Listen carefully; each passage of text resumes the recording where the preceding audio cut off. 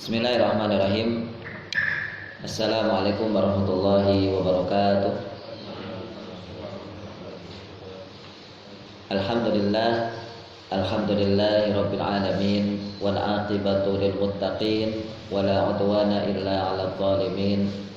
Wassalatu wassalamu ala sayyidil mursalin, sayyidil awwalin wal akhirin, khatamin nabiyyin wa qaidil ghurril muhajjalin, nabiyyina wa habibina Muhammadin wa ala alihi wa sahbihi ajma'in wa man istanna bi sunnatihi wattaba'u hudahu ila yaumiddin. Amma ba'd. Wa yaqulullahu ta'ala fi muhkamati tanzil, a'udzu billahi minasyaitonir rajim. Bismillahirrahmanirrahim. Ya ayyuhalladzina amanu kutiba alaikumus shiyam kama kutiba alal ladzina min qablikum la'allakum tattaqun. Alhamdulillah, puji dan syukur kita panjatkan kepada Allah Subhanahu wa taala, dan juga kita haturkan sholawat dan salam kita kepada Nabi Muhammad sallallahu alaihi wasallam. Teman-teman sekalian, ayuhat talabah, para pecinta ilmu yang dikasihi, yang diberikan kemuliaan oleh Allah pada pagi hari ini, kita akan melanjutkan kembali apa yang sudah kita sampaikan pada pembahasan yang kemarin, masih dalam tema tentang muqaddimah dari tadabbur tentang pendidikan di dalam Al-Quranul Karim. Sebelum saya lanjutkan, saya ingin mengulangi tentang tadabbur yang sudah kita sampaikan pada pertemuan kemarin. Tadabbur yang kita sampaikan kemarin yaitu ada pada ayat surat Al-Baqarah ayat 183 itu. Pada kata terakhirnya kita telah singgung bahwa Allah Subhanahu wa taala menjadikan takwa sebagai target dari puasa kita. Menjadikan takwa sebagai target dari puasa kita. La'allakum tattaqun, agar supaya kamu bertakwa, agar supaya kalian bertakwa. Apa tadabburnya? Nah, kemarin kita jelaskan bahwa diwajibkannya satu program yang bernama puasa itu, yang esensi atau targetnya adalah menjadi manusia bertakwa, maka kita diajari oleh Ramadan, diajari oleh Ramadan ini agar segala sesuatu itu harus punya tujuan. Kita diajari di Ramadan ini agar memiliki target, agar memiliki tujuan. Maka ayat pertama tentang puasa, yaitu di ayat 183 yang menerangkan tentang puasa, itu langsung Allah kunci dengan satu target, Allah kunci dengan satu tujuan, yaitu agar kalian menjadi manusia bertakwa. Sehingga pada ayat ini Ramadan ingin mengajari kita agar kita memiliki tujuan,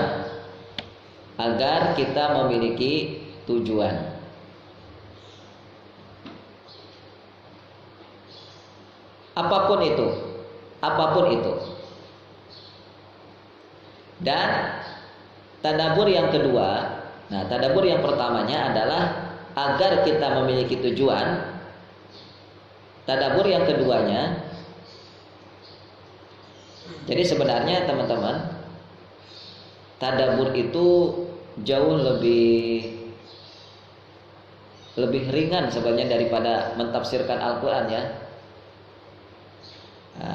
Asal kita sedikit saja memiliki basic bahasa Arab, dan itu sudah dibantu dengan terjemahan, itu ada lintasan-lintasan yang mudah untuk kita pahami, la'allakum tattaqun. Oh iya ya. Al-Quran sudah menjelaskan agar kita memiliki Al-Quran sudah menjelaskan bahwa Ramadan itu punya target. Maka iya, manusia ini pun juga sebenarnya sudah diajari oleh Ramadan itu agar punya target. Hidup itu harus punya target. Gitu. Yang kedua, targetnya itu bukan sembarang target. Tujuannya itu bukan sembarang tujuan, tapi tujuan yang harus namun tujuannya harus mulia, harus tinggi, harus besar. Jangan punya target yang sederhana, jangan punya target yang sepele. Harus punya target yang besar. Harus punya target yang besar. Tuh ya. Orang beriman itu lagi diajari dengan adanya Ramadan itu. Diajari apa? Diajari agar punya target, agar punya tujuan. La'allakum tuflihun, la'allakum tashkurun, la'allakum, supaya kalian, agar kalian, nah gitu. Termasuk dengan adanya Ramadan ini, agar kalian punya target. Dan targetnya pun bukan target yang sepele, sekali lagi, bukan target yang sederhana, yaitu target menjadi manusia paling mulia, yaitu orang bertakwa. Siapa yang paling mulia selain orang bertakwa? Kan tidak ada. Inna akramakum indallahi atqakum. Sesungguhnya manusia paling mulia adalah atqakum, yang paling bertakwa. Jadi gitu. Targetnya kita kan, ya targetnya kita itu, orang beriman itu diajari agar punya target yang mulia, yang tinggi, yang besar gitu.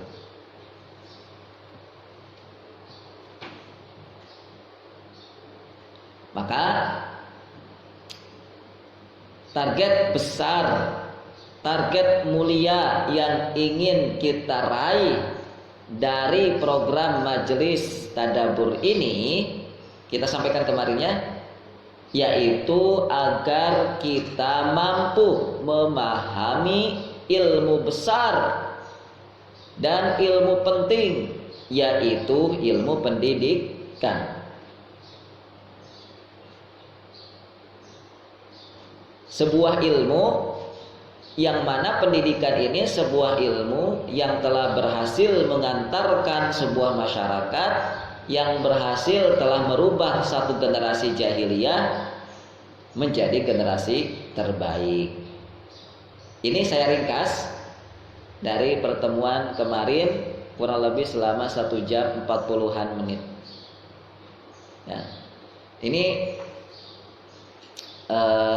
ringkasannya. Baik, kita lanjutkan.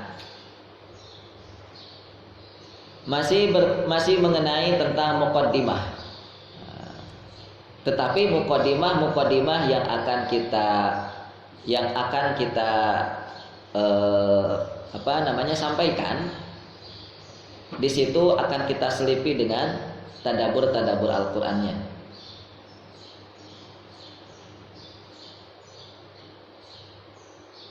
Ikhwafillah rahimani wa rahimakumullah. Dalam pembukaan, dalam mukadimah yang kami sampaikan berkenaan dengan Ramadan ini,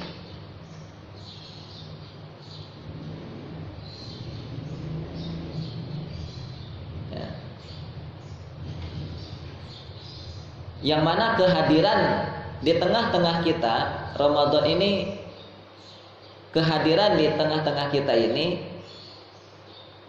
ikut andil dalam menyampaikan ilmu tentang pendidikan, ikut andil dalam menyampaikan tentang ilmu pendidikan. Maka para ulama, para ahli ilmu, guru-guru kita sering menyampaikan atau pernah menyampaikan bahwa nama lain daripada Ramadan itu adalah Syahrut Tarbiyah. Nama lainnya adalah bulan pendidikan. Nama lainnya adalah bulan pendidikan. Ramadan itu nama lainnya adalah bulan pendidikan.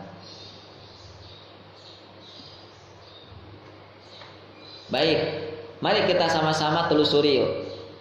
Apa yang menjadi bukti bahwa Ramadan itu menjadi bulan pendidikan? Apa buktinya? Yuk kita telusuri satu-satu.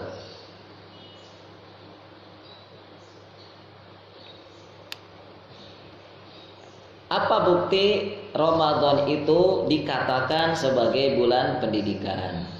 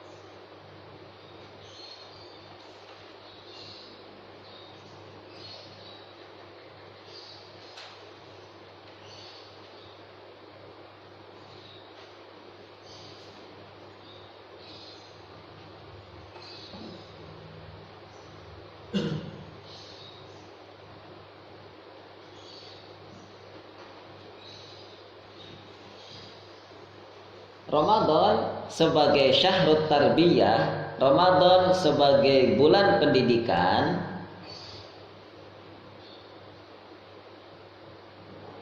ya, sebagai bulan pendidikan, yang menjadi penyebabnya adalah yang pertama nuzulul Quran atau diturunkannya Al-Quran. Nuzulul Quran. Nuzulul Quran artinya diturunkannya Al-Quran. Ini penyebab pertama mengapa Ramadan disebut sebagai bulan pendidikan. Dengan adanya Al-Quranul Karim, bulan Ramadan menjadi pembeda dengan bulan-bulan yang lain. Dengan adanya Al-Quran, bulan Ramadan ini menjadi pembeda dengan bulan-bulan yang lain. Dari sisi kemuliaannya, ya, karakteristiknya itu menjadi pembeda, menjadi beda dengan bulan-bulan yang lain. Jadi di bulan Ramadan yang diberkahi oleh Allah Subhanahu wa taala ini, dengan sebab Allah menurunkan Al-Quran di dalamnya,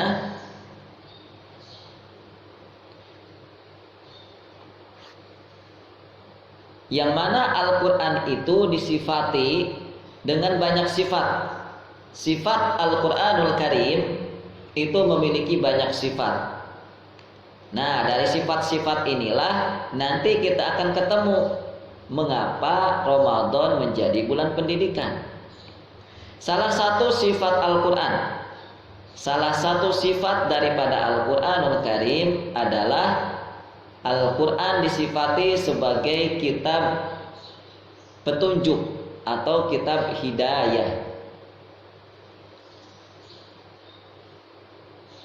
Yang kedua, Al-Quran disifati sebagai nur atau cahaya.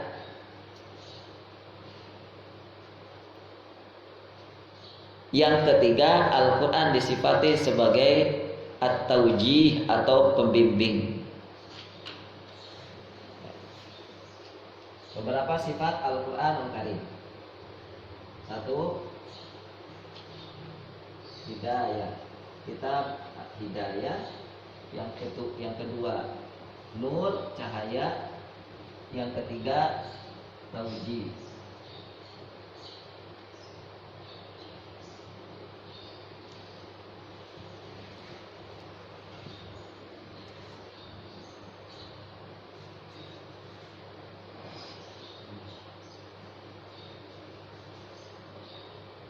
Hidayah yang berarti petunjuk, an-nur yang berarti cahaya, at-taujih yang berarti bimbingan atau nasihat. 3 sifat Al-Quran inilah yang ini merupakan 3 sifat yang masuk pada tema pendidikan. Nah, 3 sifat yang tadi disebutkan itu, yang mana sifat-sifat ini masuk pada tema pendidikan. Pertama, al-hidayah, bahwa kitab suci kita itu disifati dengan kitab petunjuk. Disifati dengan kitab petunjuk. Petunjuk tahu kan?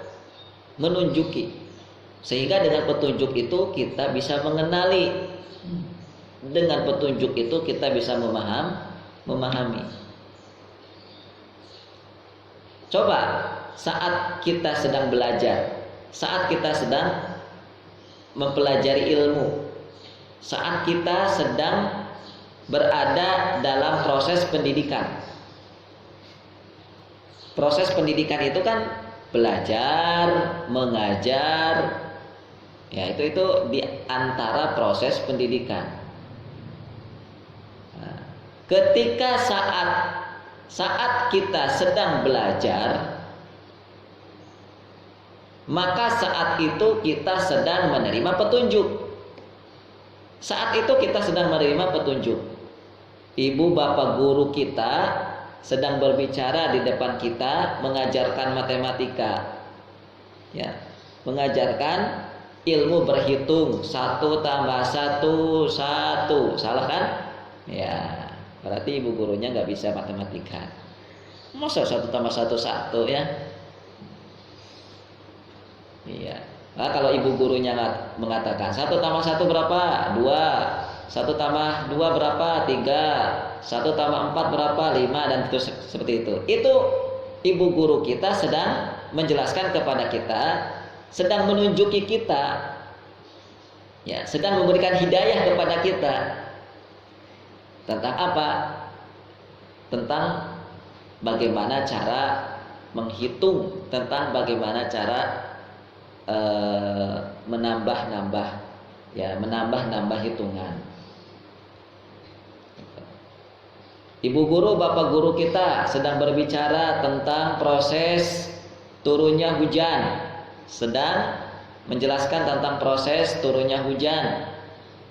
Nah, mengajari tentang proses turunnya hujan itu kan sama artinya ibu guru kita sedang menunjuki kita, nih loh cara bagaimana proses turunnya hujan.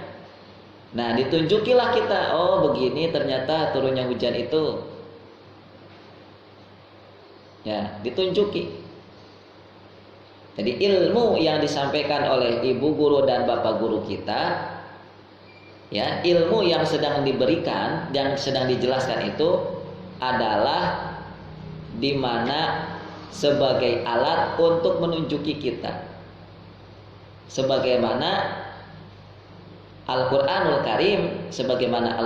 Karim Seperti itu juga ketika turunnya kepada kita, ketika turunnya ke alam semesta ini juga memiliki tujuan atau memiliki fungsi, yaitu sebagai petunjuk. Ya, sebagai petunjuk.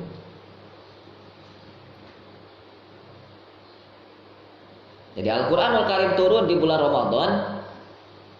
Apalagi di dalam ayat sudah jelaskan, syahrul Ramadan alladzi unzila fihil Qur'an hudan, petunjuk. Quran itu diturunkan di bulan Ramadan harus menjadi petunjuk. Maka saat keluar dari Ramadan itu muslimin, mukminin, shaimin, ya, abidin, mereka-mereka yang suka sholat di bulan Ramadan, mereka yang suka puasa di bulan Ramadan itu, ketika saat keluar dari bulan Ramadan harus sudah bisa menjadikan Quran sebagai petunjuk. Harus sudah bisa menjadikan Quran sebagai petunjuk hidupnya. Jadi keluar Ramadan itu sudah tahu gimana jadi bapak. Keluar Ramadan itu sudah tahu gimana jadi kepala rumah tangga, gimana jadi suami, bagaimana menjadi seorang anak, bagaimana menjadi seorang guru, bagaimana menjadi seorang pemimpin. Harus sudah tahu saat dia keluar dari Ramadan. Coba hari ini, apa yang sudah kita dapatkan, apa yang sudah didapatkan oleh mayoritas muslimin saat keluar Ramadan? Apa yang didapatkan coba? Kenapa muslimin saat keluar Ramadan tanggal 1 Syawal itu gembira? Kenapa? Gembira, kenapa? Alasan rata-rata apa? Apakah alasannya karena alhamdulillah saya sudah punya ilmu tentang bagaimana menjadi seorang kepala rumah tangga. Alhamdulillah. Kenapa? Karena wasilah dari adanya Ramadan. Apa gitu? Rata-rata keluar dari Ramadan, mayoritas muslimin itu gembira. Sebabnya kenapa? Hah? Betul itu. Bukan karena sudah mendapatkan petunjuk Al-Quran. Bukan karena sudah mendapatkan petunjuk Al-Quran, tapi karena sudah tidak puasa lagi. Muslimin bergembira. Sudah tidak sholat taraweh lagi, sudah tidak baca Quran, baca Quran, tadarus lagi, gitu.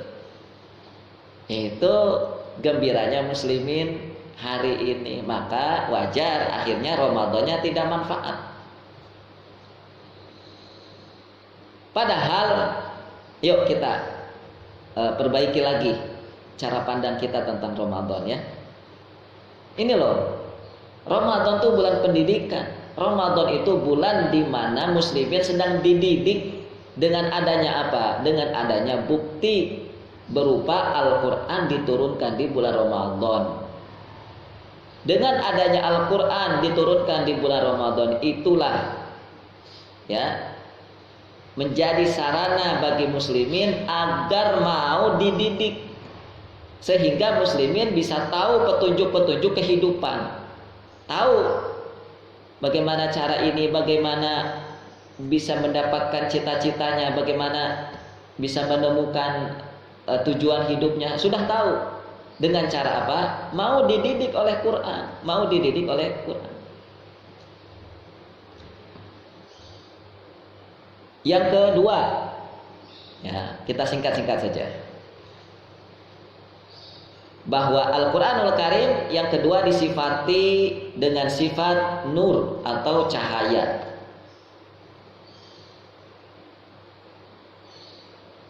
Nah, cahaya saat kita sedang belajar, ya, cahaya itu kan membuat orang menjadi terang, membuat satu tempat menjadi terang. Ini seperti tempat kita hari ini, seperti keadaan kita di pagi ini kan terang, sehingga kita tahu bentuk yang ada di sekitar kita, ya. Nah, sebenarnya Saat kita sedang melaksanakan proses pendidikan, itu pun sebenarnya kita sedang menerima cahaya. Saat kita sedang melaksanakan proses pendidikan, saat kita sedang belajar ilmu, saat kita sedang dibimbing, saat kita sedang dididik, itu sebenarnya kita sedang mendapatkan cahaya. Sehingga dengan adanya cahaya kita bisa melihat, memandangi dengan jelas. Dari yang tadinya gelap menjadi terang, dari yang tadinya tidak tahu menjadi tahu. Dikasih tahu oleh guru yang sebelumnya kita tidak tahu, ya, bahwa makan sambil berdiri itu, minum sambil berdiri itu tidak boleh. Nah, dikasih tahu sama ibu guru, ibu matematika, ibu apa misalnya guru biologi ya, untuk ngasih penjelasan kepada kita, mengapa kalau makan tidak boleh berdiri, mengapa kalau minum tidak boleh berdiri. Dikasih tahulah, dijelaskan. Nih, kalau manusia itu sedang berdiri kemudian makan, maka dia tidak akan saringan itu tidak akan membuka, tidak akan menutup sepenuhnya. Ya, tanyakan sendirilah ya biar jelas. Intinya kalau minum sambil berdiri itu masih akan ketemu dengan penyakit atau virus. Karena apa yang kita minum ya dari gelas kita itu tidak sepenuhnya bersih dari virus. Masih ada beberapa virus yang masuk ke dalam tubuh kita melalui air, melalui cairan, melalui makanan. Nah, agar tubuh kita bersih dari virus, maka minumnya juga harus sambil duduk. Sehingga ketika kita minum sambil duduk, maka alat-alat atau peralatan di dalam tubuh kita yang itu menyaring segala macam bakteri itu akan tersaring, tidak masuk ke dalam apa? Usus kah, mungkin tidak masuk ke dalam lambung atau apalah gitu ya. Nah, intinya kita dijelaskan oleh guru, oh begini ternyata ya, bahwa mengapa makan itu tidak boleh sambil berdiri, minum itu tidak boleh sambil berdiri. Akhirnya kita tahu kan. Nah, saat kita tahu itu, maka saat itu kita sedang mendapatkan cahaya. Saat kita tahu itu, kita sedang mendapatkan cahaya. Oke. Itu proses yang kedua ya, tentang pendidikan, bahwa pendidikan itu sebenarnya adalah proses mentransfer cahaya. Selain proses mentransfer hidayah, proses pendidikan juga adalah sebuah proses mentransfer cahaya. Yang ketiga adalah taujih atau bimbingan. Ya, taujih atau nasihat atau bimbingan. Bahwa Al-Qur'anul Karim disifati sebagai kitab yang membimbing umat manusia, kitab yang menasehati manusia, maka begitu pun juga dalam proses pendidikan. Dalam proses pendidikan itu ada satu proses di mana kita sedang dididik, di mana kita sedang dibimbing. Ada sebuah proses di mana kita dinasehati. Ya. Itu proses yang biasa ada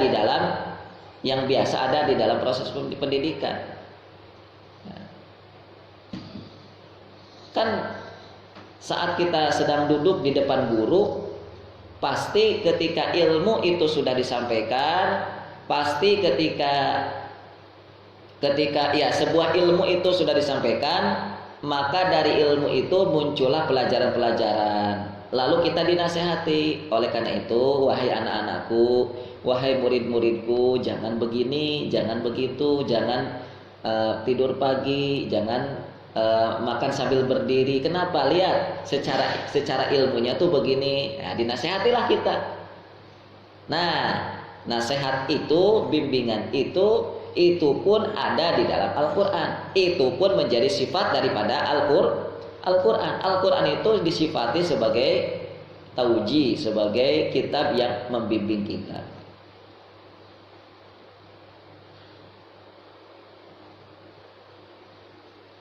Nah, apalagi ilmu itu di dalam perkataan yang lain, di dalam perkataan Rasul juga kan, bahwa Rasul itu mengatakan al-ilmu nurun, bahwa ilmu itu adalah cahaya.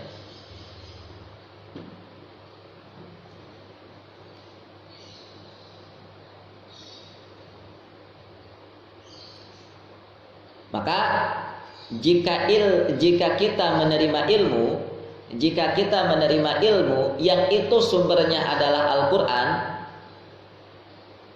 jika kita menerima ilmu yang itu sumbernya Al-Quran, maka saat itu kita sedang menerima petunjuk, saat itu kita sedang menerima cahaya, saat itu kita sedang menerima nasihat. Namun bukan sembarang petunjuk, bukan sembarang nasihat, bukan sembarang cahaya. Tapi kalau Al-Quran yang sedang memberikan petunjuk, kalau Al-Quran yang sedang memberikan cahaya, kalau yang memberikan nasihat itu adalah Al-Quran, maka saat itu kita sedang diberikan petunjuk terbaik, cahaya terbaik, nasihat terbaik. Kenapa? Tidak ada yang paling sempurna sebuah nasihat kecuali Al-Quran. Tidak ada yang paling sempurna sebuah petunjuk kecuali Quran. Tidak ada yang sempurna sebuah cahaya kecuali berasal dari Quran.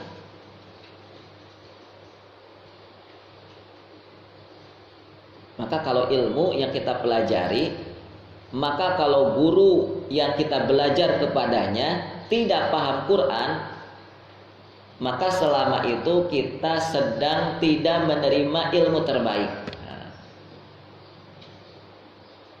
kalau seorang guru, katakanlah ustadz sekalipun, katakanlah kiai sekalipun, kalau dia tidak paham Quran, maka nasihatnya yang kita dapatkan bukan nasihat terbaik, maka petunjuknya yang kita terima, yang kita dengarkan bukan petunjuk terbaik, maka cahayanya yang kita dapatkan bukan cahaya terbaik. Kenapa? Karena gurunya tidak ngerti Quran, karena kiainya tidak ngerti Quran.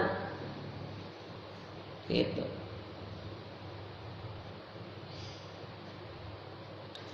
Ini yang pertama.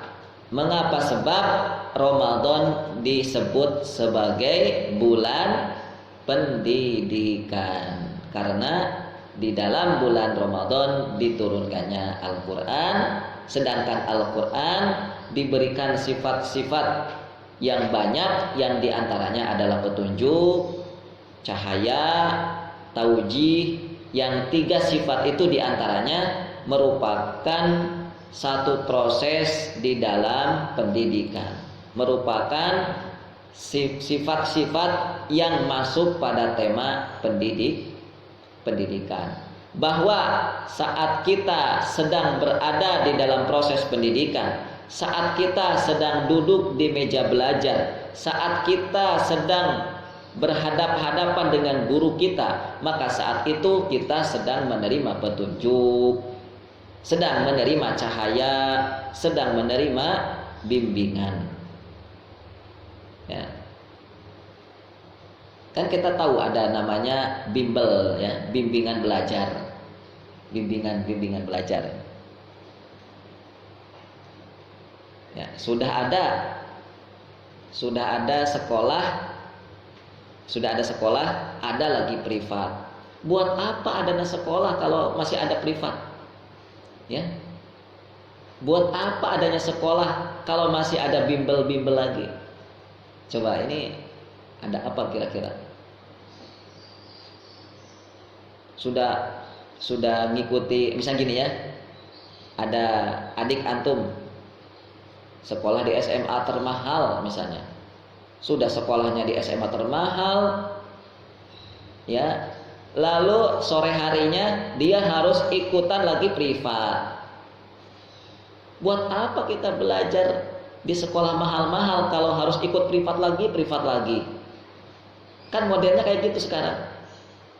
Lah ini santri-santri saya ya di masjid ini kalau sore-sore itu kenapa akhirnya tidak setoran kepada saya itu?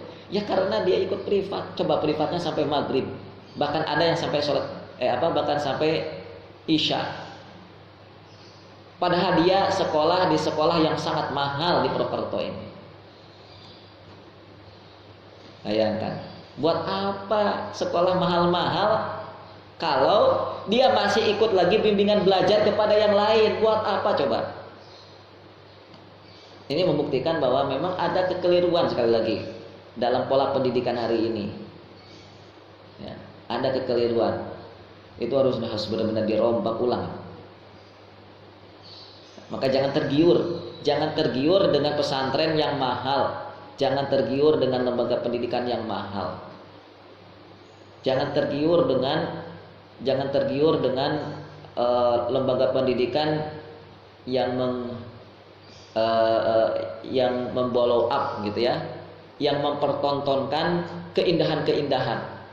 Ya, di situ ada santri misalnya, di situ ada santri sedang diwisuda dengan sebab sudah memperoleh sanad Al-Quran 30 juz. Padahal santri itu dia hatam Qurannya bukan di lembaganya itu.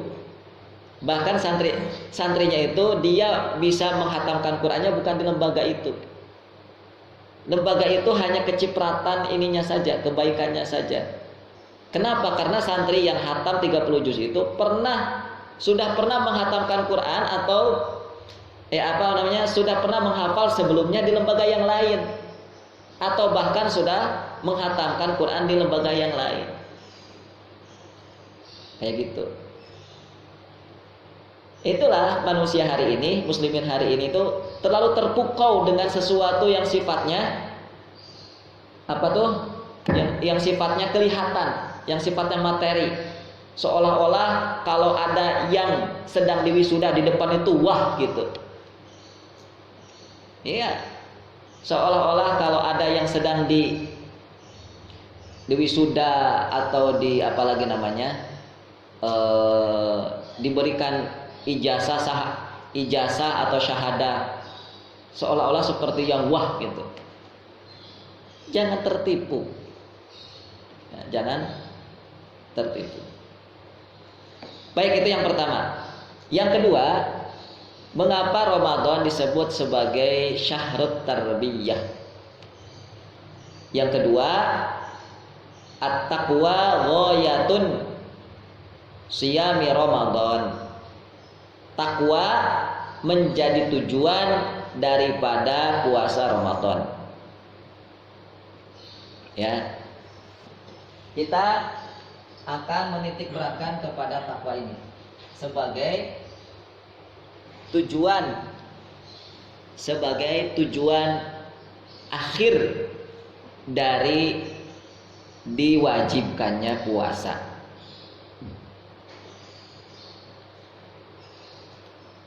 Sebagai akhir dari target diwajibkannya puasa. Ikhwafillah rahimani wa rahimakumullah. Ramadan sesungguhnya bulan yang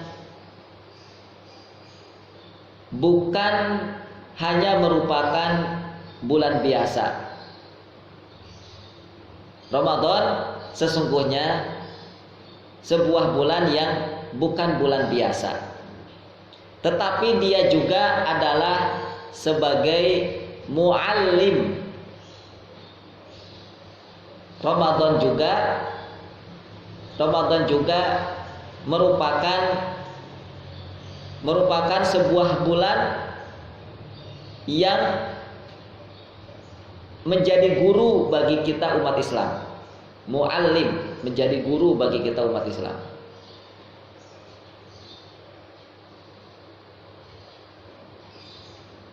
Karena dengan Ramadan kita sedang dididik, karena Ramadan yang mendidik kita terlebih khusus yang dididik oleh Ramadan adalah apa yang ada di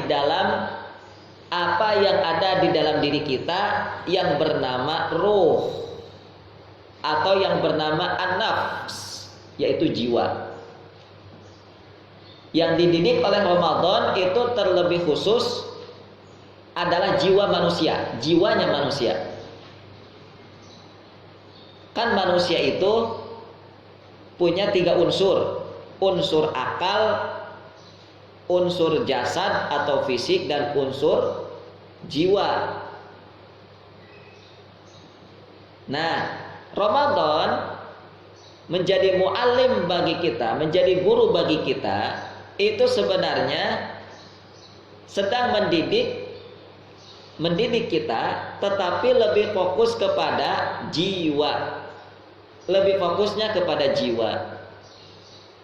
Walaupun akal kita pun juga mendapat pendidikan dari Ramadan, walaupun fisik kita pun mendapat pendidikan dari Ramadan, yaitu dengan cara puasa.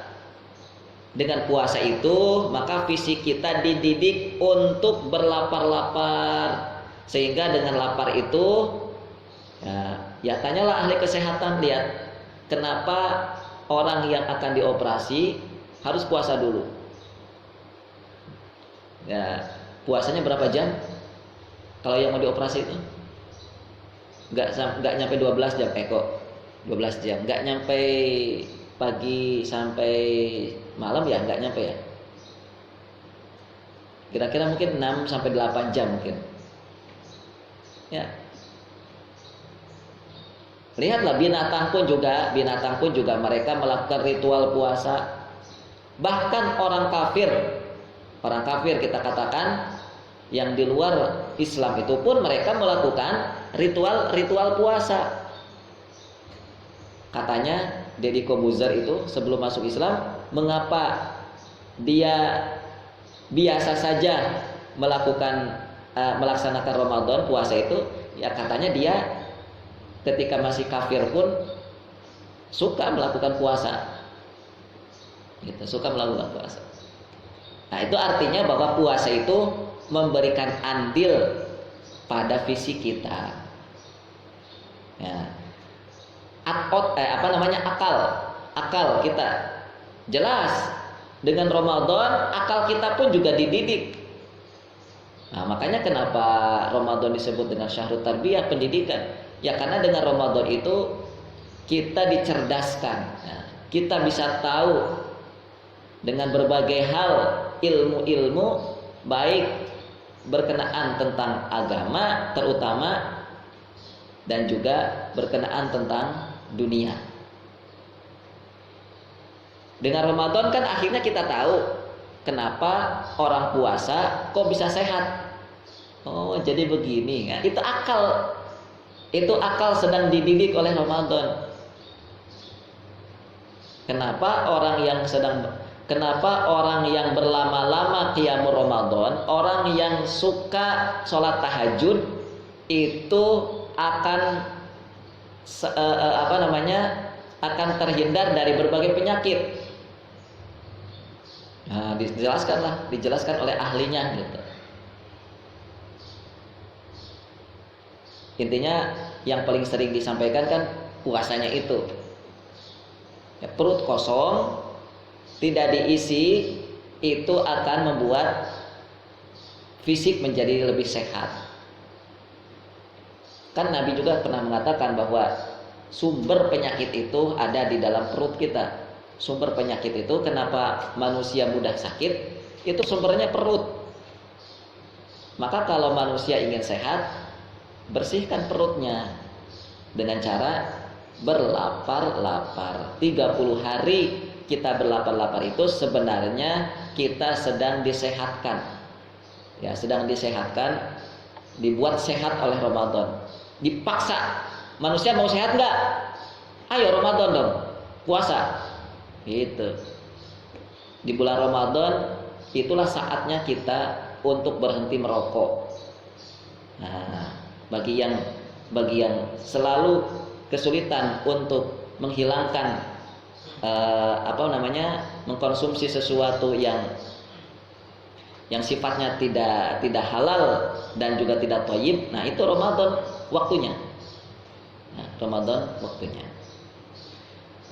Nah, ikhwafillah rahimani wa rahimakumullah, Ramadan ini dikatakan sebagai guru bagi kita, yang mana dengan Ramadan kita dididik, terutama adalah jiwa kita, terutama jiwa kita.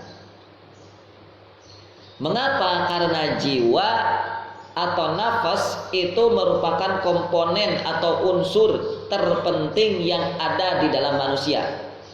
Yang ada di dalam diri manusia itu, komponen terpentingnya adalah jiwa.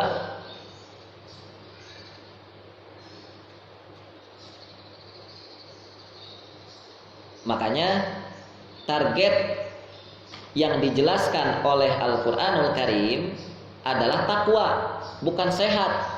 Ya ayyuhalladzina amanu kutiba alaikumusiyam kama kutiba alal ladzina min qablikum la'allakum tattaqun, bukan la'allakum misalnya apa sehat itu? La'allakum tasuhun misalnya. La'allakum tasuhun, agar kalian sehat, bukan. Puasa memang bakalan sehat insyaallah dengan izin Allah, tapi targetnya bukan itu. Targetnya adalah jiwa, agar jiwa merasakan ketakwaan. Kan Rasul mengatakan at-taqwa hahuna, takwa itu ada di sini, ada di jiwa kita. Nah gitu, takwa itu ada di jiwa kita. Maka kalau jiwa kita ingin memiliki sifat takwa, nah itu caranya dengan puasa.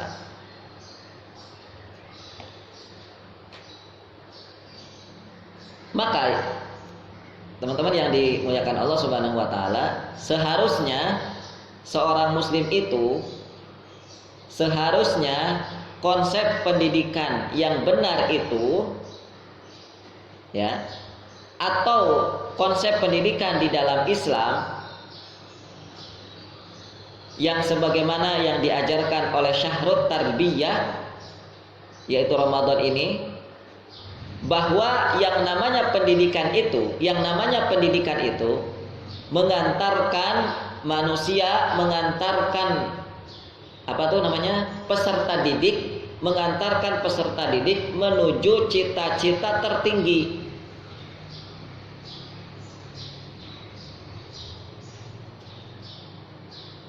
Nah, kita mulai maju sedikit-sedikit ya. Jadi lihat, karena takwa itu menjadi target terakhir dari diwajibkannya puasa Ramadan, maka seharusnya pendidikan yang benar itu, konsep pendidikan yang benar itu adalah konsep yang mengantarkan peserta didik menuju tujuan terpenting atau tertinggi.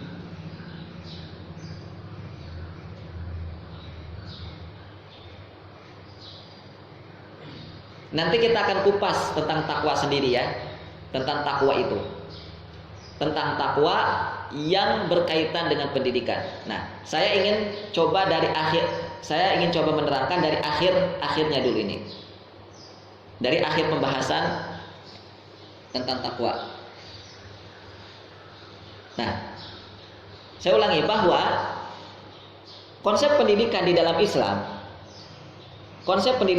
Islam itu, teman-teman, adalah konsep yang mengantarkan umat Islam sebagai peserta didik.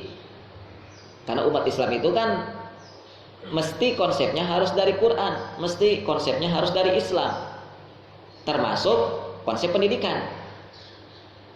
Maka umat Islam itu dididik supaya apa? Supaya menjadi manusia paling mulia. Oh, nggak sembarangan konsep dalam pendidikan Islam itu, nggak sembarangan. Ya. Konsep pendidikan di dalam Islam itu memiliki tujuan sangat mulia.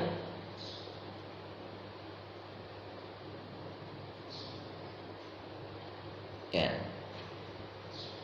Coba lihat, kita lihat pelajaran di sini ya. Yang pertama, dari la'allakum tattaqun tadi ya, atau dari tujuan Ramadan adalah takwa. Tujuan Ramadan adalah takwa.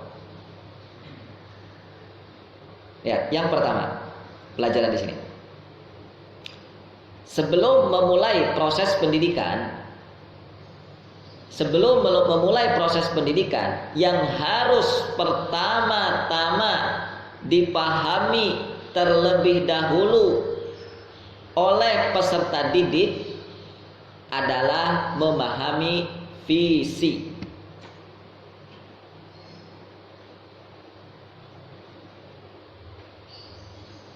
Sebelum peserta didik itu diajari ini, diajari itu, dikasih ilmu ini, dikasih ilmu itu,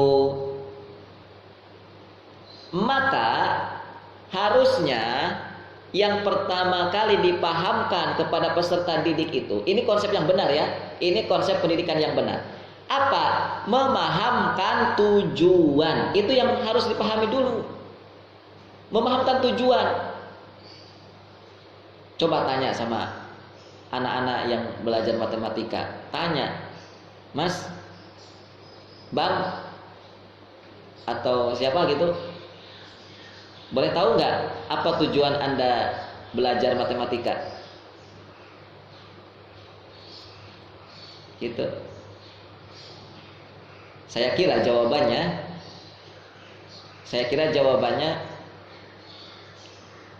akan keluar sebuah jawaban yang sederhana, atau lebih sering jawabannya adalah diam atau tidak punya jawaban. Kalau ditanya ya, kenapa Anda kuliah di jurusan kesehatan? Saya pernah nanya kepada salah satu keluarga saya. Saya punya keluarga kuliah di perbidanan, akademi kebidanan. Saya tanya, kamu kok kuliah di fakultas atau di kebidanan itu kenapa? Ya nggak tahu, pokoknya ikut-ikutan saja. Nah, itu tujuan. Itu jawaban ketika ditanya tujuan. Ini ada yang salah ini. Lihat, ada anak sudah menjadi mahasiswa. Mahasiswa itu rata-rata usia berapa tahun? 20 tahun ke atas. Ketika ditanya tujuan, nggak tahu tujuan. Ketika dia ditanya tujuan itu nggak tahu. Parah sekali kan pendidikan hari ini tuh. La haula wala quwata illa billah.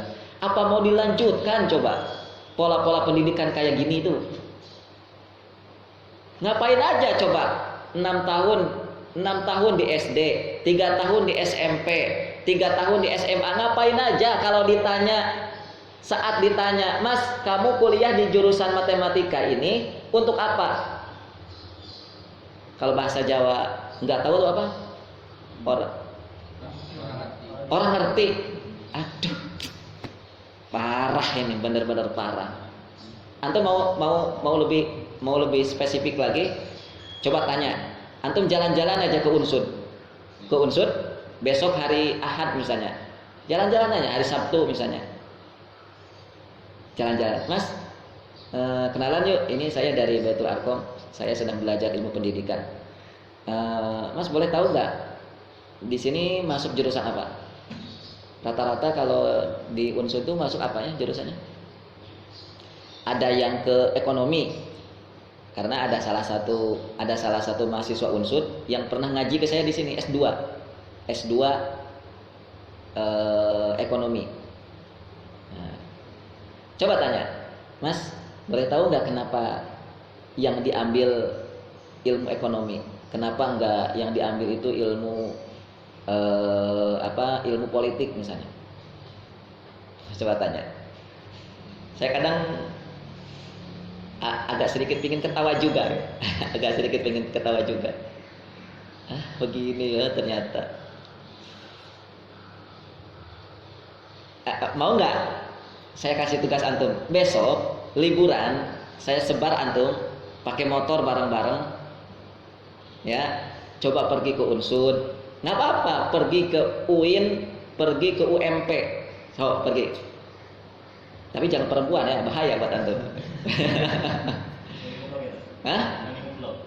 Iya, nggak apa-apa, sambil ngeplok, betul. Lah kan hari ini ada yang kayak gitu kan?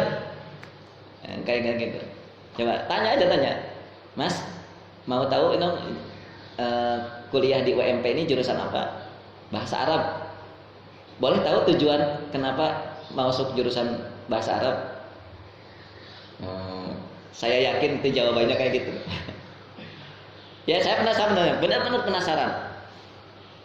penasaran. Mau ya, mau. Silahkan. Besok libur, pagi-pagi datang ke Unsud, UMP, UIN atau sekolah tinggi, salah satu sekolah tinggi terfavorit di Purwokerto ini, tanya. Nanti jawabannya besok coba saya tanya sama antum, kira-kira apa respon mereka.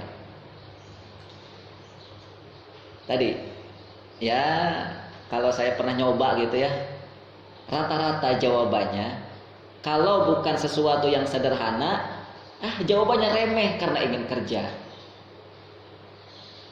Kalau enggak dia punya tujuan kok. Kalau jawabannya enggak tahu, saya ikut-ikutan saja. Kalau begitu, itu tanda orang enggak punya tujuan, itu tanda. Padahal lihat, kita diajari oleh berkali-kali Ramadan ini itu agar apa? Konsentrasi ke tujuan, Mas. Pahami, dalami tujuan. Anda belajar apa? Harus paham dulu tujuannya. Harus paham dulu, termasuk menghafal Quran. Ya, lebih-lebih menghafal Quran loh. Ini bahaya sekali kalau menghafal Quran nggak tahu tujuan. Ini ilmu pendidikan. Ini cara pandang pendidikan dalam Islam kita. Ya, yang harus kita masukkan ke dalam kepala kita itu. Dan tolong nanti antum tanam kepada anak cucu antum. Pahami dengan benar tujuan Anda, mengapa belajar ini, mengapa belajar itu, mengapa sekolah ke sini, mengapa sekolah ke kampus ini, kenapa nggak sekolah ke kampus sana? Ya, boleh tahu nggak? Misalnya gini. Misalnya ya, persamaan antara kampus Unsud dengan kampus UMP itu, misalnya di dua kampus itu sama-sama ada program atau ada fakultas kedokteran misalnya. Di UMP ada kedokteran, di Unsud ada kedokteran misalnya. Coba deh antum tanya nanti. Nanti antum ke Unsud misalnya. Mas, boleh tahu jurusannya apa yang diambil di sini? Kedokteran. Antum tanya, loh, kenapa sih kok nggak sekolah ke UMP saja? Kan di UMP juga ada kedokteran. Kira-kira apa jawabannya? Kayaknya bingung ya. Kayaknya bingung nanti. Iya, harus tahu jelas dong. Iya kan? Harus tahu dengan jelas. Kenapa sekolahnya mengambil ilmu kedokterannya kok nggak ke Unsud? Misalnya kalau yang kita tanya mahasiswa UMP, atau misalnya yang kita tanya mahasiswa UIN, kalau di UIN juga ada fakultas kedokteran. Atau kita tanya lagi, mengapa nggak mengambil jurusan sejarah misalnya? Gitu. Mau tanya terusnya. Ya. Untuk apa? Untuk melihat sejauh mana kondisi para penuntut ilmu hari ini. Selama penuntut ilmu hari ini, generasi muslim hari ini, saat menuntut ilmu tidak punya tujuan, yakinlah peradaban Islam tidak akan hadir. Kenapa? Karena yang dipakai bukan pendidikan konsep Islam. Yang dipakai nggak tahu konsep apa tuh pendidikannya. Karena harusnya kalau dalam pendidikan yang dia ambil konsep Islam, harusnya yang dinomorsatukan, yang dikonsentrasikan sebelum belajar konten-kontennya, sebelum belajar konten-konten itu, yang kita harus pahami dulu tuh tujuan. Itu yang paling penting. Tujuan.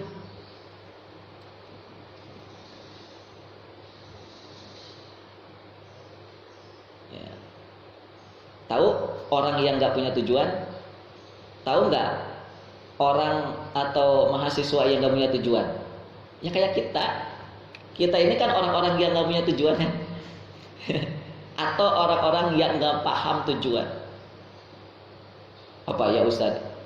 Apa buktinya? Nih buktinya ya.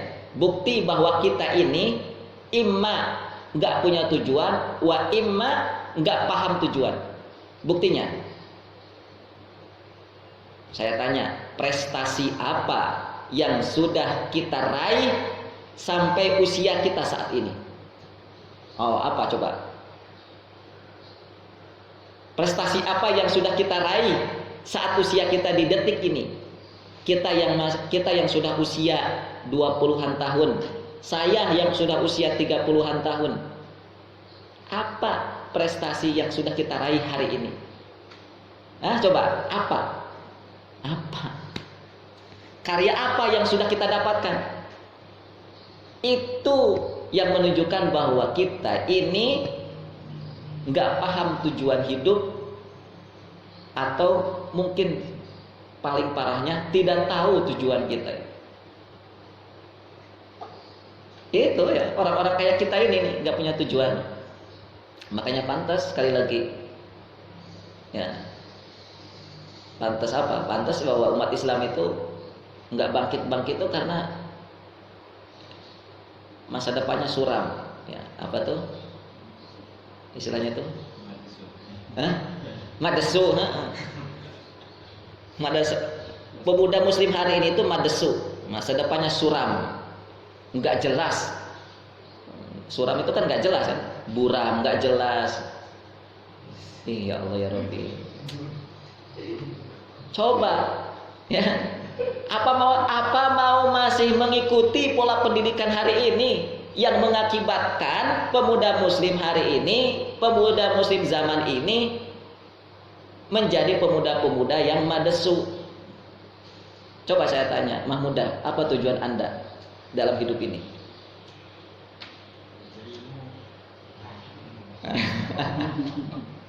Iya, antum walaupun baru di sini 2 bulan, baru di sini 1 pekan 2 pekan harus sudah paham kan? Ya. Harus tahu tujuan hidup kita. Karena itulah yang nanti akan menjadi target kita ke depan. Coba lihat. Nah, itu yang pertama.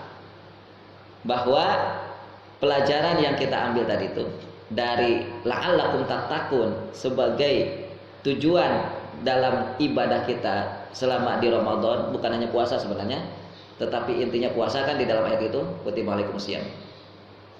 Yang kedua, tentang pelajarannya bahwa kalau hari ini ya, jika ditanya anak-anak sekolah, anak-anak kuliah, ya, mahasiswa atau siswa-siswa dan mahasiswa hari ini tentang tujuan mereka,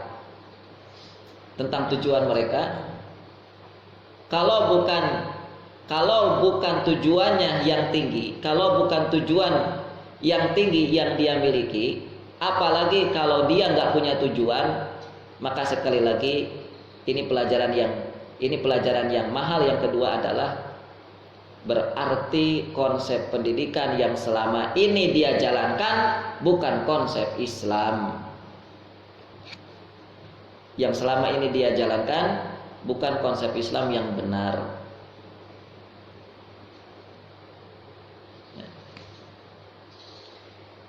Padahal ya kalau di dalam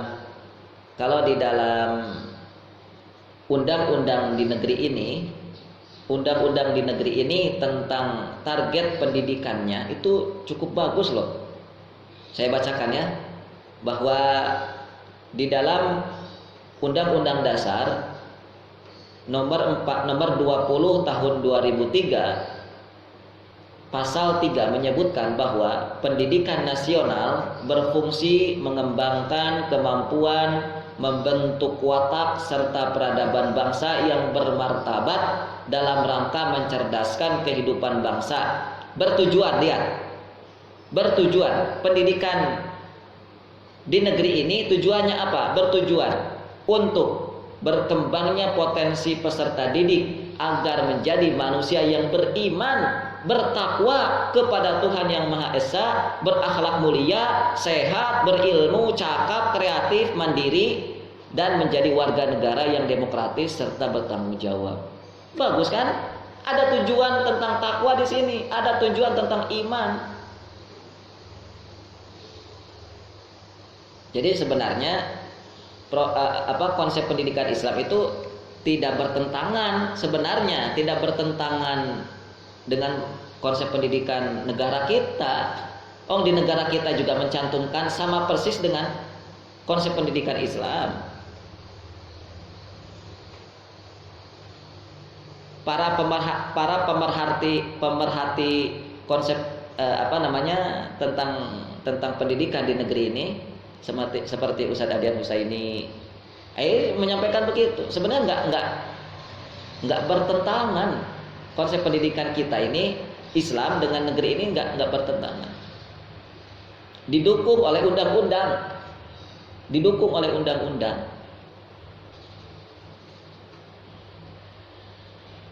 Namun yang menjadi pertanyaan besar hari ini itu, mengapa masyarakat negeri ini hasil pendidikannya tidak sama seperti apa yang ada di dalam undang-undang? Itu pertanyaan besarnya. Undang-undangnya sudah bagus, namun lulusan-lulusannya, alumni-alumninya itu secara kualitas hasilnya itu tidak sama seperti apa yang ada di dalam undang-undang tadi.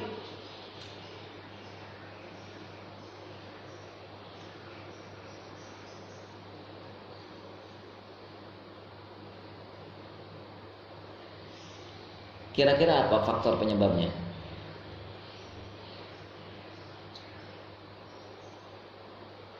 Ada apa dengan negeri ini? Mengapa banyak lulusan, bahkan hampir mayoritas para peserta didik dari mulai jenjang paling rendah, taruhlah SD sampai perguruan tinggi, itu mayoritas sulit untuk mencari lulusan-lulusan yang bertakwa. Lah katanya ini ada nih, menjadikan peserta didik yang beriman dan bertakwa. Coba cari SD mana lulusannya alumni bertakwa nih. SD mana coba? SMP mana, SMA mana, perguruan tinggi mana yang lulusannya insan-insan manusia bertakwa, masyarakat Indonesia yang bertakwa. Mana SD mana coba, SMP mana?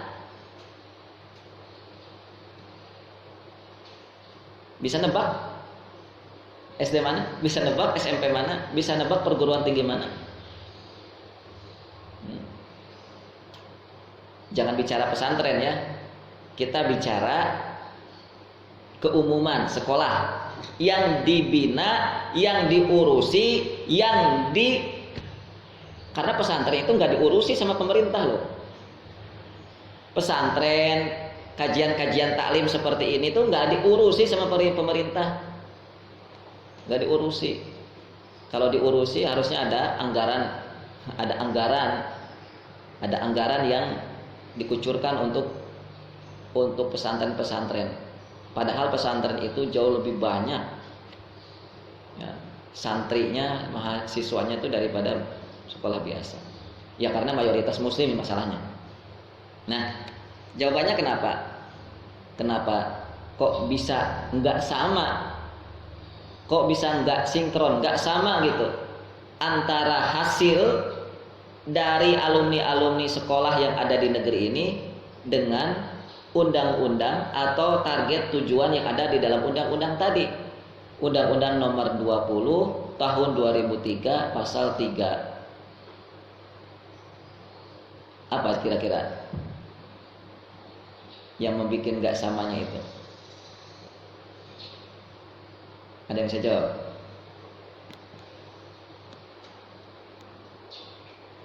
Harusnya kan ini target sudah bagus, tujuannya sudah bagus, tapi kok nggak sama? Jangankan nyari manusia bertakwa di SMP, SMA yang umum itu, ya, nyari manusia bertakwa di pesantren saja itu pun juga sangat sulit. Nyari manusia beriman lah, karena targetnya kan udah jelas tadi, targetnya menjadi peserta didik yang beriman dan bertakwa. Apa, lihat rentetannya: bertakwa, beriman, berakhlak mulia. Coba cari deh di mana peserta didik yang alumninya berakhlak mulia. Rokokan akhlak mulia bukan? Coba saya tanya, rokokan akhlak mulia apa bukan? Bukan. Lah, kenapa kalau begitu dengan pendidikan generasi ini? Lihat, kalau ada prosesi apa tuh namanya, lulus dari UN, ujian nasional, apa yang biasa dilakukan oleh manusia? Apa yang biasa dilakukan oleh ya anak-anak yang baru lulus itu? Serat-serot kan biasanya, baju di apa namanya? Hah? Iya, dicat gitu kan? Apa begitu perilaku manusia bertakwa, berakhlak mulia? Coba deh berpikir lagi dengan kondisi ini. Ya, la haula wala quwata illa billah. Itu kalau kita mau nelusuri, kalau kita mau mendalami ya, itu kan akhirnya kita betul-betul prihatin. Apa perilaku akhlak mulia? Kira-kira bentuk akhlak mulia atau bukan? Kalau ada seorang manusia suka dengan hutang. Enggak kan? Itu bukan akhlak terpuji kalau ada orang yang suka berhutang. Tapi lihat, segala macam produk yang isinya adalah hutang itu difasilitasi. Apa contohnya?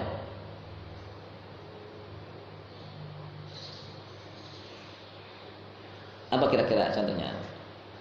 Ya, kalau mau bayar kalau mau beli mobil, mau beli kendaraan, mobil, motor gitu kan. Sulit kan hari ini kalau mau bayar cash, walaupun antum punya uang, ya, memang sengaja kan dikredit. Kredit itu kan hutang, itu sama aja.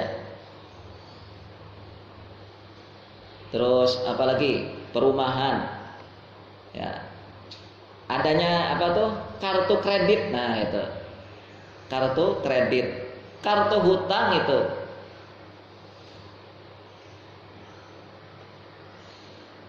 Kok hari ini umat Islam, terutama khususnya yang ada di Indonesia itu, pada suka yang begituan, suka banget membuat kartu kredit yang bisa nempel di dompetnya itu, yang bisa masuk ke dompetnya itu. Kenapa? Kalau nggak ada kartu kredit di dompet itu nggak akan keren gitu katanya kan. Ya. Jadi biar keren aja. Apalagi kalau hari ini besok misalnya Lebaran, ya, Lebaran kalau datang dari kota nggak bawa mobil itu nggak keren. Datang dari kota, ya, nggak bawa mobil itu seolah-olah kerjanya nggak sukses. Hanya dia terpaksa ngutang, ya, terpaksa ngutang. Masih mending ngutang daripada pinjem. Kebalik, masih mending nih minjem dulu lah gitu ya, daripada ngutang. Baik, itu ya, pendidikan di negeri ini itu sudah bagus. Tapi penyebabnya kenapa kok tidak sinkron? Saya coba tanyakan lagi deh. Ada yang mau jawab? Kenapa kok tidak sama?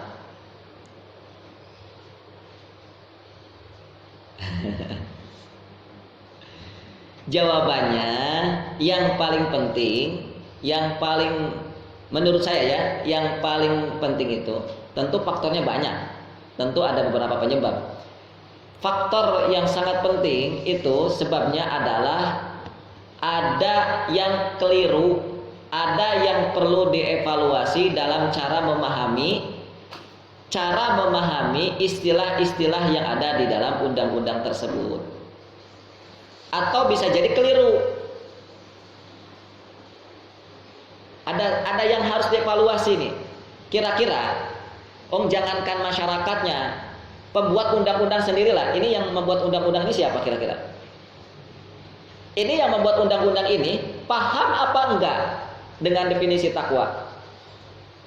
Tanya dulu. Pak siapa namanya? Pak Menteri Pendidikan. Jangan sebut nama ya. Itu Menteri Pendidikan ketika membuat konsep pendidikan di negeri ini, paham enggak dengan takwa?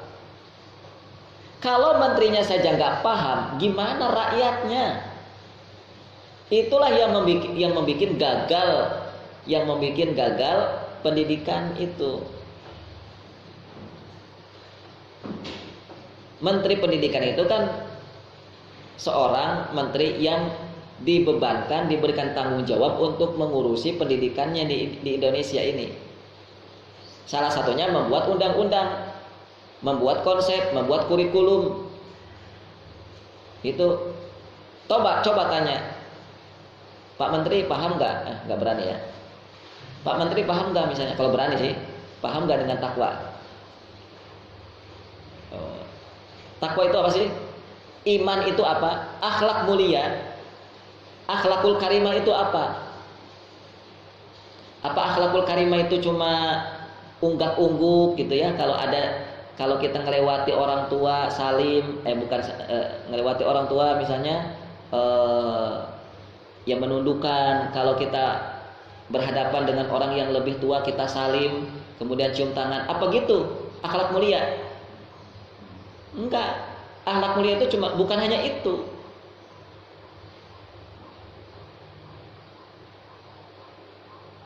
Nah, itu salah satunya memang menghormati guru, menghormati orang tua, menyayangi yang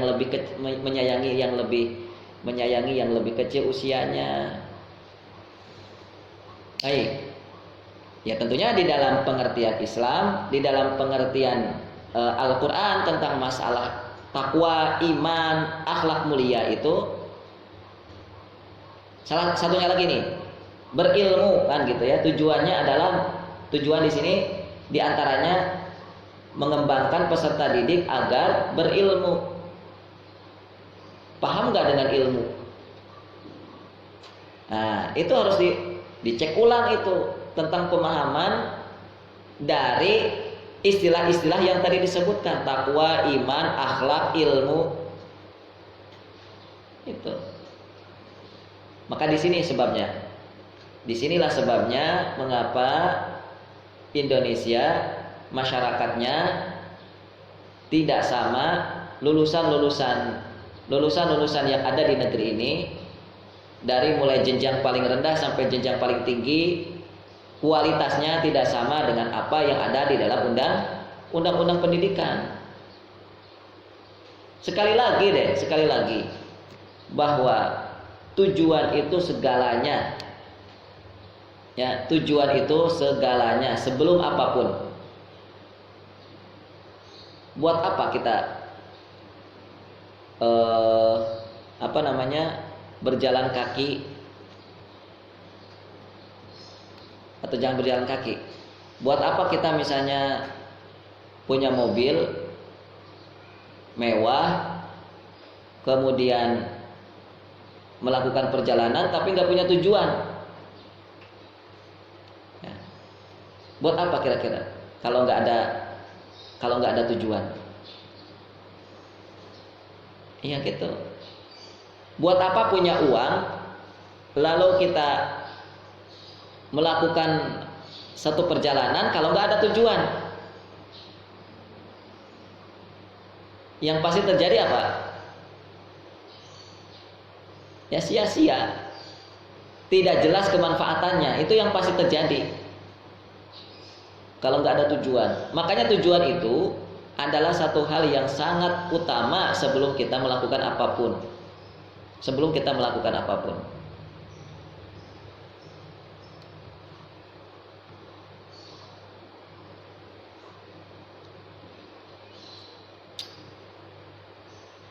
Karena waktu sudah menunjukkan jam 10:30, tapi ini pembahasannya akan masuk tentang takwa. Sedikit aja lah, sedikit.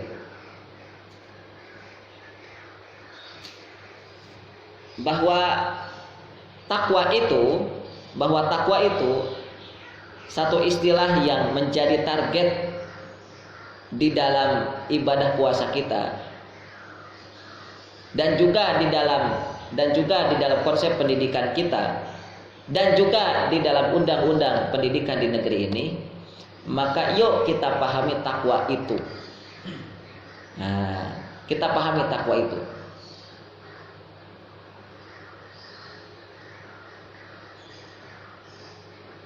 Ya, kalau di dalam Al-Qur'anul Karim, yang bisa kita pahami tentang takwa itu tentunya banyak. Karena kata takwa itu sangat banyak Allah sebutkan di dalam Al-Qur'an. Misalnya di dalam surat At-Tahrim ayat yang kelima. Di dalam surat At-Tahrim ayat yang kelima,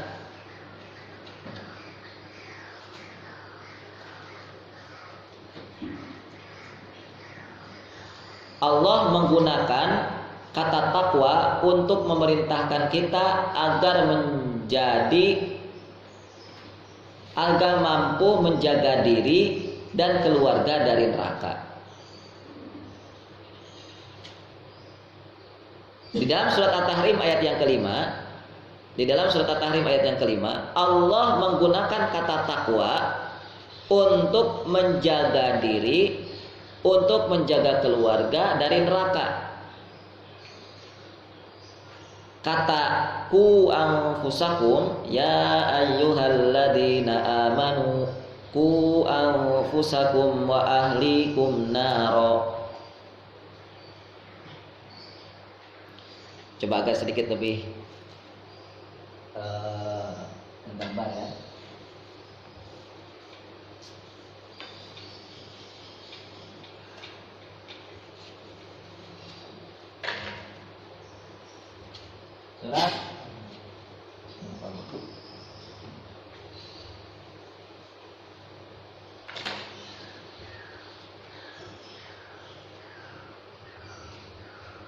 At-Tahrim ayat yang ke-6 ya? Oh, berarti salah. Ayat yang ke-6. Di situ ada kata ku.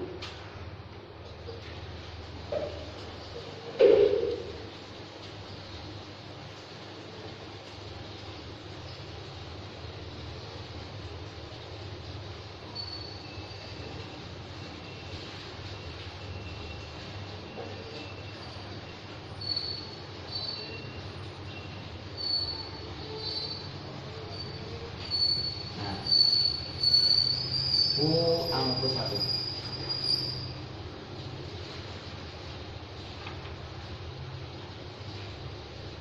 Wahai orang-orang yang beriman, wahai orang-orang yang beriman, jagalah diri-diri kalian. Ini kataku, ini kata yang akan kita tadaburi, yang mana artinya di dalam terjemahan diterjemahkan dengan jagalah. Ini artinya jagalah.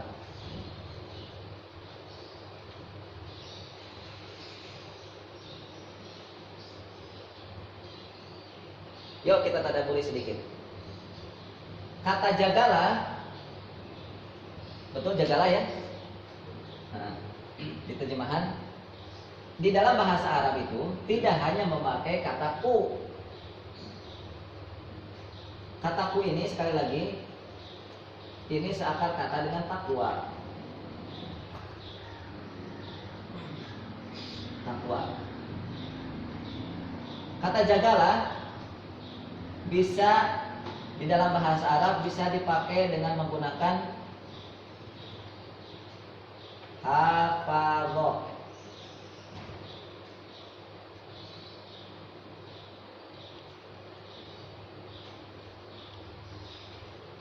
Ya, fadhu.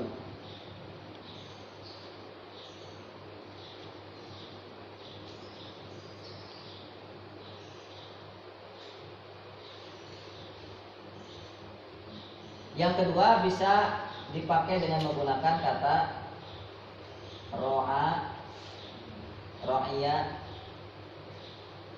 ro'iyah yar'a.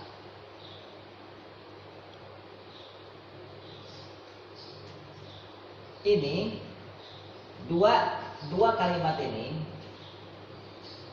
berarti kalau fi'il amarnya ini kan fi'il amar ya, atau kata perintah. Ku ini kata perintah. Kalau kata perintahnya hafadho yahfadhu itu hafidho yahfadhu,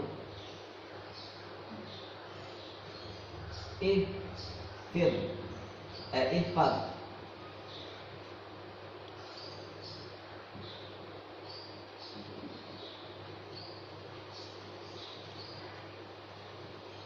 Atau bisa juga dengan hafidhu. Di dalam Al-Quran kata ada kan hafidhu alas salawati. Ini juga sama-sama fi'il amr. Hafidhu di situ artinya apa?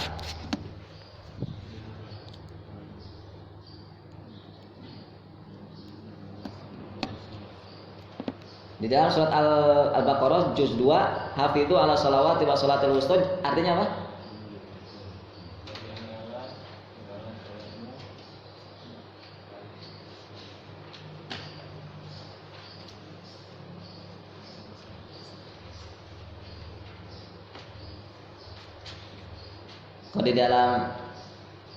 Kalau di dalam HP saya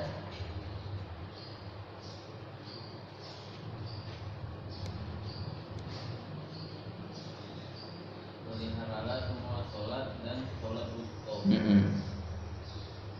Pelihara sama jaga sama aja kan? Iya. Hafidhu ayat 238 Surat Al-Baqarah. Peliharalah, jagalah, peliharalah diri-diri kalian dari api neraka. Kenapa nggak pakai hafidhu? Ya ayyuhalladzina amanu hafidhu anfusakum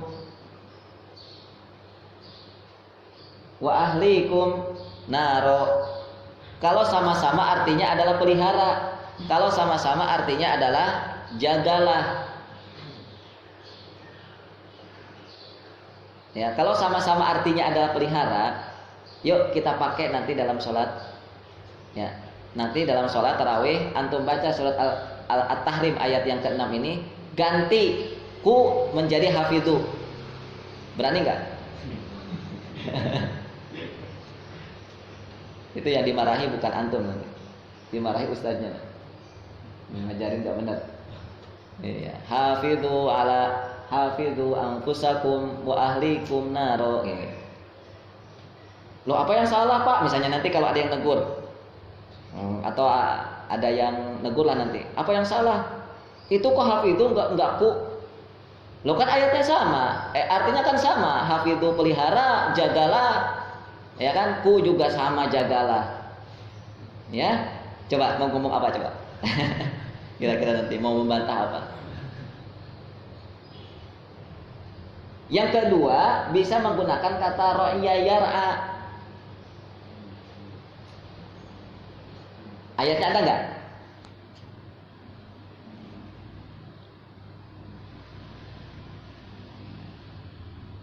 Nih, teman-teman, kata siapa hafalan Al-Quran itu tidak berpengaruh kepada tafsir dan mentadaburi Quran. Kata siapa?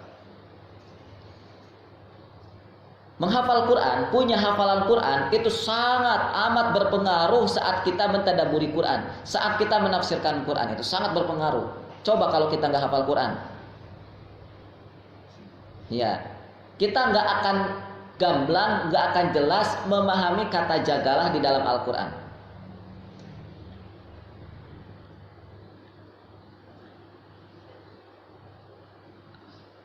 Apa ya? War'au, ada nggak kata? Nah ini,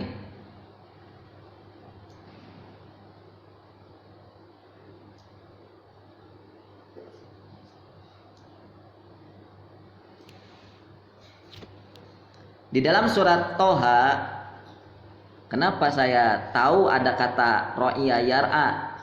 Ya saya hafal masalahnya. Coba kalau antum tanya, coba kalau antum saya tanya, ada nggak kata ro'ya yar'a di dalam Al-Quran? Nggak tahu, karena belum hafal.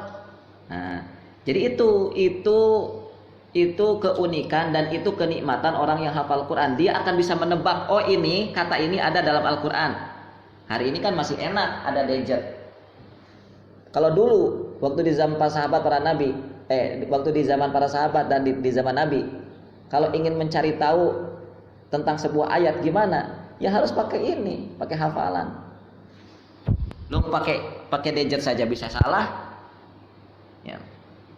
Di dalam surat Toha ayat yang ke-54, Allah katakan, A'udzubillahi minasyaitonirrajim. Kulu war'au an'amakum. Kulu war'au an'amakum inna fi dzalika laayatil liulin nuha. Artinya, terjemahannya ya, makanlah dan gembalakanlah hewan-hewanmu. Sesungguhnya pada yang demikian itu terdapat tanda-tanda kebesaran bagi orang-orang yang berakal.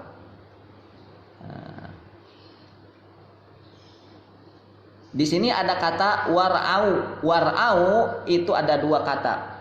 Yang pertama wa, yang kedua ir'au. Ir'au. Ini satu akar kata dengan kata ro'ya yar'a.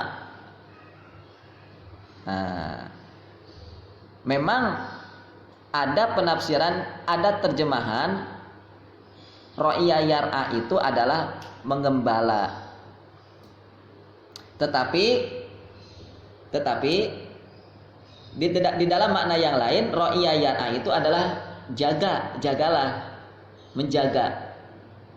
Kulu dalam hadis itu kullukum ra'in wa kullukum ra'in wa kullukum mas'ulun an ra'iyati. Kullukum ra'in. Setiap kalian itu adalah ra'in, pengembala. Pengembala. Setiap kalian adalah pemimpin, ya pengembala. Pengembala kan pemimpin ya. Kullukum ra'in wa kullukum mas'ulun, dan setiap kalian adalah bertanggung jawab an ra'iyati, atas setiap gembalaannya. Nah, tapi di situ tidak langsung menunjukkan kata jaga ya. Namun orang yang mengembala itu pasti di dalamnya ada unsur menjaga. Orang yang sedang mengembala kambing mungkin apa tidak mencuekan kambing? Nah ya nggak mungkin. Ya, pengembala itu pasti dia akan konsentrasi, akan fokus, akan benar-benar memperhatikan gembalaannya. Kalau tidak diperhatikan maka tidak akan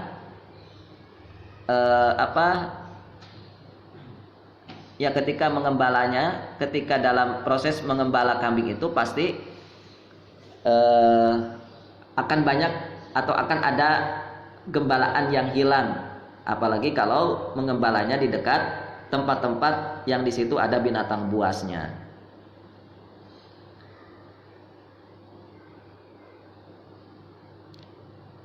Baik, sudah. Itu yang kita awali dulu pada tahapan pertama di pertemuan kita kali ini tentang tadabbur.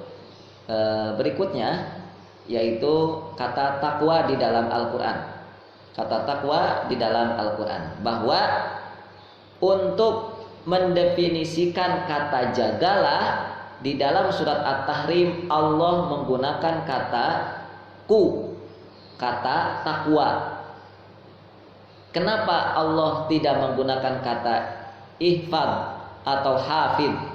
Kenapa Allah tidak menggunakan kata ir'a atau ra'iya yar'a? Kenapa Allah menggunakan kata ku?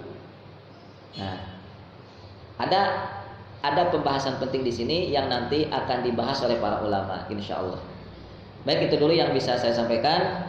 Kita akan masuki majelis tafid.